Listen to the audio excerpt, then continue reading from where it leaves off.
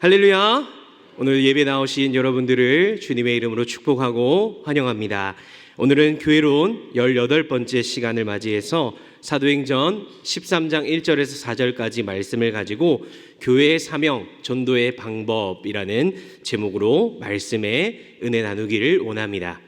여러분, 지난 시간에 제가 전도의 내용이라고 하는 부분에 대해서 여러분들에게 이야기를 드렸는데요. 전도를 할 때, 우리가 복음을 전할 때 이 네 가지의 진리가 되는 내용과 사실이 반드시 들어가야 한다라고 그렇게 이야기를 했습니다. 여러분 혹시 기억나십니까? 그래요. 네. 그래서 오늘도 다시 한번 리마인드를 해보면서 시작을 해보려고 합니다. 화면에 보시면 첫 번째로는 하나님에 대한 진리가 포함되어야 되고, 두 번째로는 인간에 대한 진리, 세 번째는 그리스도에 대한 진리, 마지막 네 번째는 인간의 반응에 대한 진리가 포함되어야 한다라고 이야기를 했습니다. 첫 번째로 하나님에 대한 진리는 무엇이죠? 하나님이 세상을 또 사람을 만드셨고 모든 것을 다스리시고 섭리하시는 분이시다. 사람에게 복을 주시기 위해서 아담과 하와를 만드시고 그들에게 복 주시기를 원하시는 하나님이시다라는 것을 이야기를 하셨습니다. 두 번째로는 인간에 대한 진리였는데요. 다른 말로는 바로 인간의 타락 이야기였었죠. 인간이 하나님의 말씀에 불순종해서 하나님께 죄를 지음으로 하나님의 심판을 받게 되었고, 하나님과의 그 관계가 끊어지게 되고 우리의 힘으로는 이제 의로운 삶을 살 수 없는 그러한 상황에 처하게 되었다라는 것을 배웠습니다. 세 번째로는 그리스도에 대한 진리였습니다. 예수님이 우리의 중보자가 되셔서 하나님과 죄인인 사람을 연결시켜주는 유일한 길이 되시며, 예수님을 믿는 모든 자들에게 대속적인 은혜를 통해서 죄를 용서해 주시고 또 영생인 구원을 허락해 주시는 분이시다라는 것에 대해서 우리가 배웠고요. 마지막 네 번째로는 이 인간의 반응에 대한 진리였습니다. 다른 말로 전도의 내용에는 우리가 불신자들에게 복음만 선포하는 것이 아니라 그 복음을 듣고 회개하고 믿음을 촉구하는 내용, 즉 회심을 경험할 수 있도록 우리가 계속해서 촉구해야 한다라고 하는 그러한 것이 있다라고 이야기를 했죠. 그래서 다시 말해서 내가 전도할 때 또 선포하는 복음의 내용 안에 이 네 가지의 내용이 포함되어 있다라고 한다면 우리는 전도를 아주 잘 하고 있다라고 볼 수 있다라는 것이죠. 소원하기는 우리 모든 강연의 성도님들이 이 전도의 네 가지 진리의 내용으로 무장되어서 주님이 우리에게 맡겨주신 그 전도의 사명을 잘 감당하시는 저와 여러분들이 되시길 간절히 주님의 이름으로 축복합니다. 그렇다면 여러분은 이 전도의 내용을 가지고 이제 우리가 전도를 할 때 여러분들은 혹시 어떠한 방법이 가장 전도하기에 좋다라고 생각을 하십니까? 뭐로 가도 서울만 가면 된다라고 하는 그러한 속담이 있듯이 그냥 어떻게든 복음을 전하면 되지, 그게 뭐가 중요해라고 생각하고 있지는 않으십니까? 사실 복음의 내용이 가장 중요한 것은 변함없는 진리입니다. 맞습니다. 그러나 그 복음을 전달하는 방법도 중요하다라는 것이죠. 그 이유는 바로 사람마다 놓여져 있는 상황이나 또 환경이 모두가 각자 다르기 때문이라는 것입니다. 그래서 첫 번째로는 이 복음의 방편을 주체에 따라 나눌 수 있습니다. 무슨 말이냐면 주체가 누구냐, 누가 주도해서 전도를 하는가라는 것을 이야기하는 것이죠. 대표적인 예로는요, 개인과 지역교회와 그리고 선교단체가 이 주체에 포함이 됩니다. 이 중에 그런데 지역교회는 여러분 전도의 가장 중요한 주체라고 할 수 있습니다.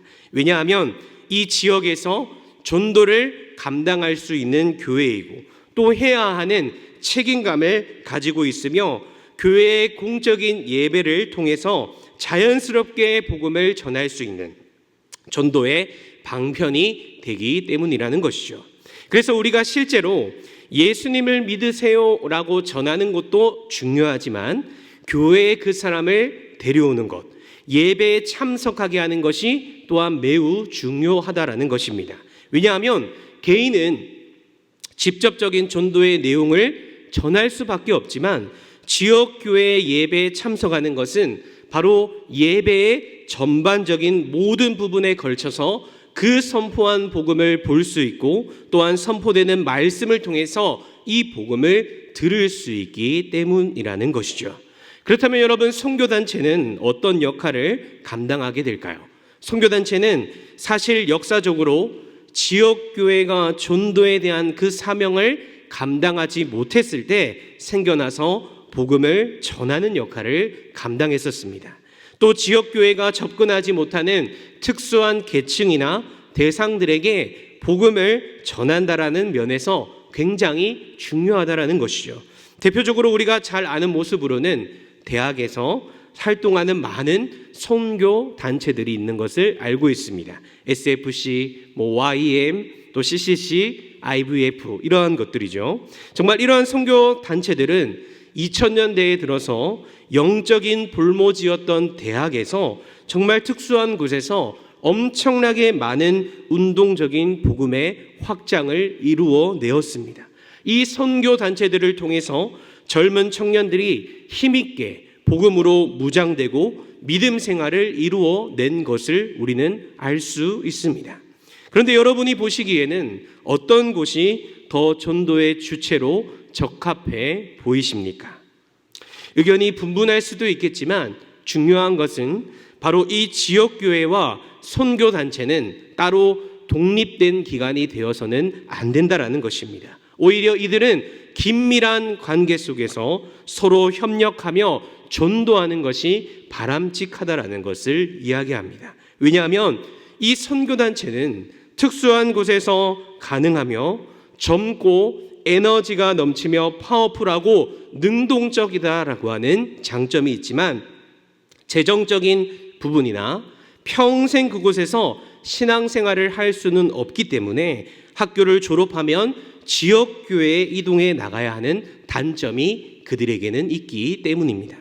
반대로 지역교회는 다양한 연령층이 존재해서 선교단체에 비해서 움직임이 활발하지 않을 수는 있지만 큰 변동이 없이 평생을 교회라고 하는 이 유형교회에서 안정적으로 신앙생활을 하며 실제적인 교회 모습을 통해서 내가 배우고 깨닫고 변화하고 섬기며 교회를 예배를 할 수 있다라는 장점이 있다라는 것입니다. 그래서 이 지역교회와 선교단체 개인이 유기적으로 연결돼서 주체가 되어서 이 전도의 방법에 따라 전도해야 한다라는 것입니다. 두 번째로 전도 대상자의 수에 따라서 집단적인 대중전도와 개인으로 하는 1:1 전도로 구분할 수 있습니다. 베드로가 오순절날 많은 사람을 모아놓고 그들에게 설교한 것과 예수님이 갈릴리 호수에서 많은 사람들을 모아두고 설교한 것, 새 요한이 많은 사람들에게 광야에서 회개하라 천국이 가까이 왔느니라 라고 선포한 것, 그러한 대중에게 한 전도가 바로 이 집단적인 대중 전도에 해당하는 모습입니다. 반대로 예수님이 사마리아 여인을 만나서 그 여인에게 물을 달라라고 이야기하시며 나는 영원히 목마르지 않는 샘물이 될 것이다 라고 말씀하신 것, 그리고 삭개오에게 내가 오늘 너희 집에 머물겠다라고 말씀하시며 삭개오와 함께 저녁을 먹고 그의 집에 유하시면서 그를 만나 주신 것, 이런 모습이 바로 개인으로 하는 1:1 전도의 모습이라는 것입니다. 또 세 번째로는 여러분 1:1 전도의 연장선 상에 있는 것인데 전도 대상자의 친밀도에 따라서 관계 전도와 비관계 전도로 나눌 수 있습니다. 관계 전도는 자신과 친밀한 관계를 맺고 있는 사람에게 복음을 전하는 것이죠. 내가 사랑하는 나의 가족, 또 친구, 직장의 동료 등이 있습니다. 또 성경에서 이러한 모습은 안드레가 형제였던 베드로에게 전도하고 또 빌립이 친구인 나다나엘을 전도한 것, 바로 이것이 관계 전도의 모습이라는 것이죠. 반대로 비관계 전도는 잘 모르는 사람이나 한 번도 만나본 적이 없는 사람에게 복음을 전하는 것입니다. 노방전도를 통해서 새롭게 보게 되는 사람, 길을 가다가 만나게 되는 사람, 내가 알지 못하는 불특정 다수에게 복음을 전하는 것입니다. 성경에서는 빌립이 광야에서 에디오피아 내시를 만나서 복음을 전하게 되었던 것, 베드로가 이방인이었던 바로 백부장 고넬료를 만나서 그에게 복음을 전하게 되었던 것, 이러한 모습이 비관계 전도에 해당하는 것이죠. 마지막 네 번째로는 여러분, 전도 대상의 지역에 따라서 국내 전도와 해외 전도로 나눌 수 있습니다. 국내 전도는 쉽게 말해서 우리가 속해 있는 동족이나 나라에 복음을 전하는 것입니다. 대표적으로 우리가 작년에 갔었던 여산 동부교회, 거기에서 도움이 필요한 어르신들의 일손을 돕고 잔치를 열어주고 전도를 통해 복음을 전하고 예배 자리로 이끌어준 것, 국내 선교가 바로 이러한 것에 해당하는 부분이고요. 해외 전도는 바로 다른 나라, 다른 종족에게 복음을 전하는 것입니다. 그래서 이번에 작년 선교팀이 갔던 태국이나 청년들이 갔던 인도네시아, 그곳의 언어와 문화를 그 나라에 맞춰서 번역해서 복음을 전하고 찬양과 예배를 통해 그들에게 필요한 물품과 후원을 지원하고 필요한 사역들을 감당하는 그러한 모습이 바로 해외 선교라는 것이죠. 사랑하는 성도 여러분, 제가 이론적인 설명이 조금 길긴 했는데요. 그렇다면 여러분은 과연 어떤 전도의 방법이 가장 나랑 잘 맞고 최고의 방법이라고 생각하십니까? 우리 교회가 전도 폭발도 하고 있고 화요 전도팀을 통해서는 관계 전도, 비관계 전도를 동시에 진행하고 있고 주일 전도팀을 통해서는 1:1 전도, 개인 전도, 비관계 전도를 하고 있는데 과연 여러분이 생각하실 때는 어떠한 방법과 어떠한 전도가 가장 탁월하고도 알맞는 방법이 되는 것일까요?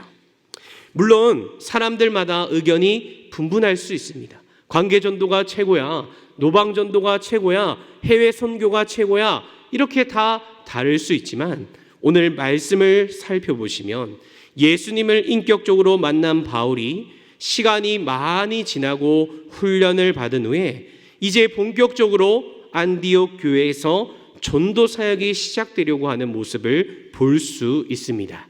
우리 다시 한번 우리 오늘 읽었던 사도행전 13장 1절에서 4절까지 말씀을 같이 한번 한 목소리로 읽겠습니다. 시작.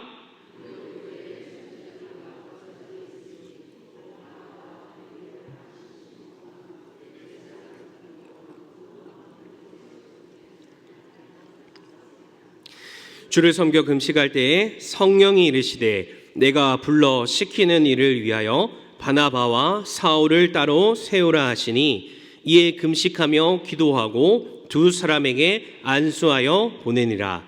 두 사람이 성령의 보내심을 받아 실루기아에 내려가 거기서 배 타고 구브로에 가서. 아멘. 여러분, 말씀을 보니까 여러분 누가 이들을 보냈다라고 이야기하고 있습니까? 바로 성령이 이르시되, 성령이 두 사람의 보내심을 받아라고 오늘 말씀은 이야기하고 있습니다. 바로 성령님이 이 복음 전파에, 전도에, 선교의 주체가 되신다라는 것을 바로 성경을 통해 우리에게 말씀하고 있는 것입니다. 다시 말해서 전도의 가장 탁월한 방법은 무엇이냐? 바로 성령님이 우리의 주체가 되시며 성령님이 우리를 인도하시고 성령님이 역사하시는 그 방법이 우리에게 최고의 방법이 된다라는 것을 여러분 기억하시길 바랍니다. 성경을 자세히 보시면 이 사도행전의 모든 복음 전파의 사건은 성령님이 주관하십니다. 성령님이 보내시고요, 성령님이 역사하시고 성령님이 인도하시는 그 내용으로 충만히 이루어져 있습니다. 바울에게도 시작 때부터 계속해서 성령이 그를 보내시며 성령이 그에게 담대하라 말씀하시며 사명과 놀라운 이적과 능력을 성령님이 베풀어 주십니다. 베드로에게 성령님이 환상을 보게 하셔서 이방인 고넬료에게 복음을 전하게 하여 주셔서 성령이 그 고넬료와 온 집에 임하게 되는, 이방인에게도 복음이 선포하게 되는 놀라운 성령님의 역사가 이때 일어나게 된다라는 것이죠. 성령이 7 집사였던 빌립을 광야로 인도하여 내서 에디오피아 내시를 만나서 그에게 이사야서의 그 메시아 말씀을 가르치고 예수님을 만나게 하는 그 사역 역시도 성령의 주관하심 가운데 이루어지게 되었다라는 것입니다. 즉 아무리 뛰어나고 대단한, 누가 봐도 이건 성공한다라고 하는 전도의 방법을 사용한다라고 할지라도 성령께서 역사하지 않으시면 회심자와 열매가 맺을 수 없게 되는 것이고, 아무리 이게 되나 싶을 정도로 허술한 전도의 방법이다라고 할지라도 성령님께서 역사하신다면 바로 그 전도는 열매를 맺게 된다라는 사실입니다. 왜냐하면 불신자의 회심이 결코 전도하는 사람의 방법에 달려있는 것이 아니라 성령님의 주권적인 역사하심에 달려있기 때문이라는 것이죠. 여러분, 저는 최근에 이 전도의 방법에 대해서 성령님이 주관하신다라는 것을 깊이 체험하게 되었습니다. 여러분, 제가 강연교회에 온 지 이제 5년이 다 되어 가는데 늘 교회를 움직이게 되면 생기는 고민 중에 하나가 뭐냐면 머리를 어디서 자를까입니다.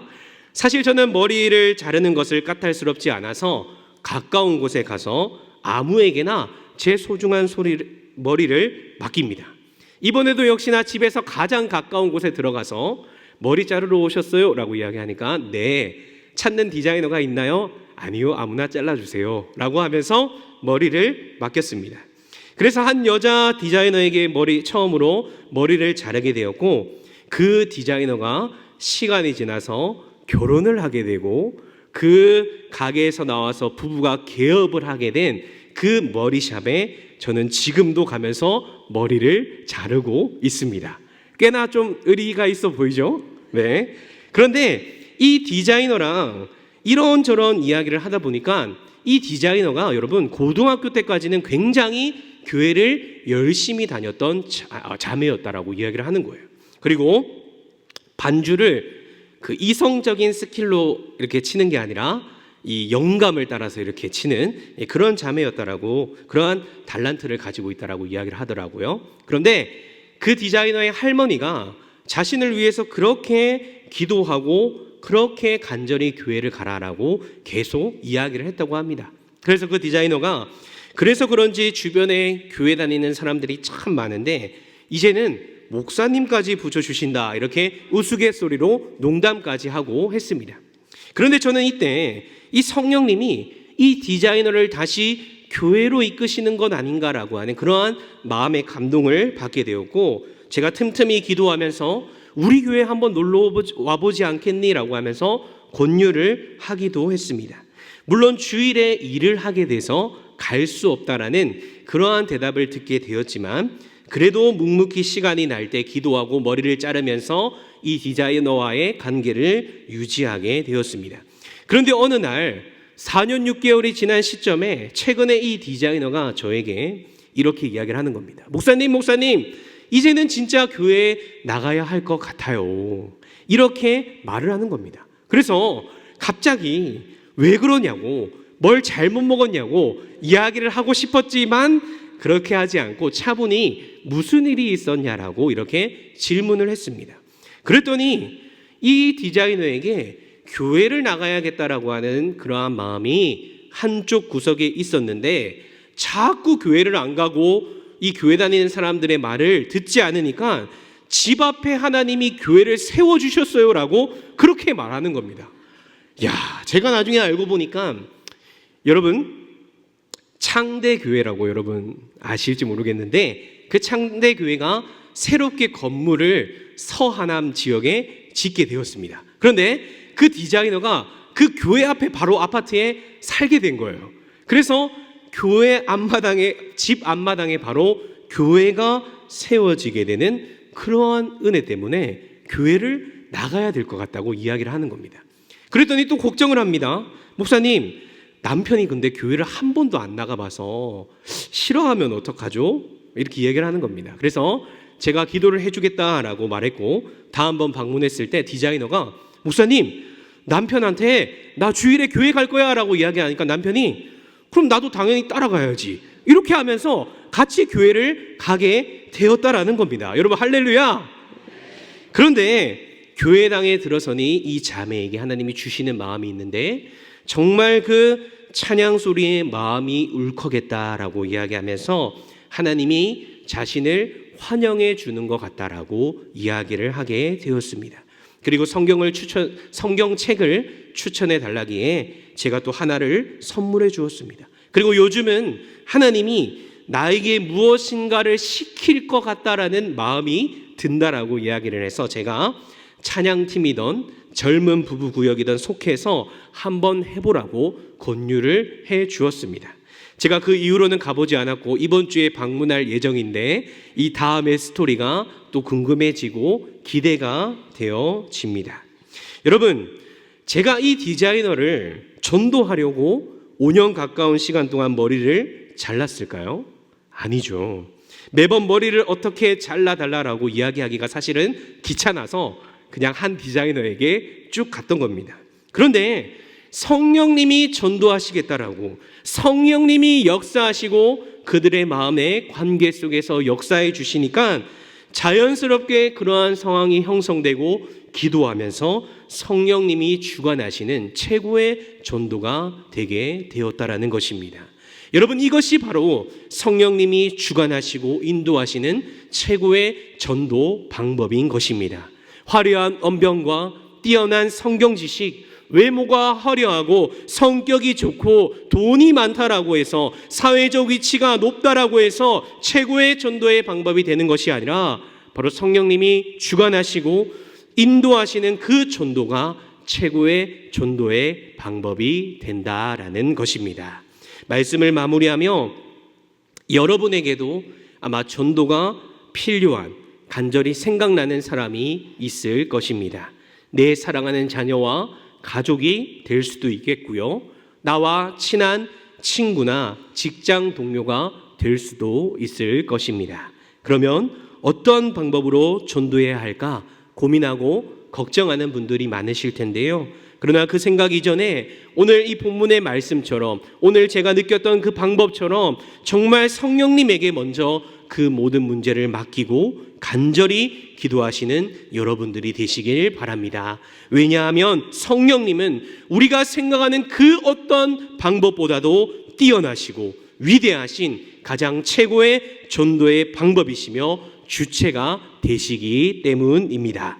이 전도를 통해서 성령님이 그의 마음을 열어주시고 만져주시옵소서. 악한 사단막이 틈타지 못하게 복음의 씨앗이 심어지게 하여 주시옵소서라고 이렇게 성령의 주권적인 역사를 기대하고 여러분 기도하셔서 바로 최고의 전도의 방법인 성령님이 인도하시고 성령님이 주관하시는 그러한 전도의 역사를 모두 경험하시는 저와 여러분들이 되시길 간절히 주님의 이름으로 축복합니다.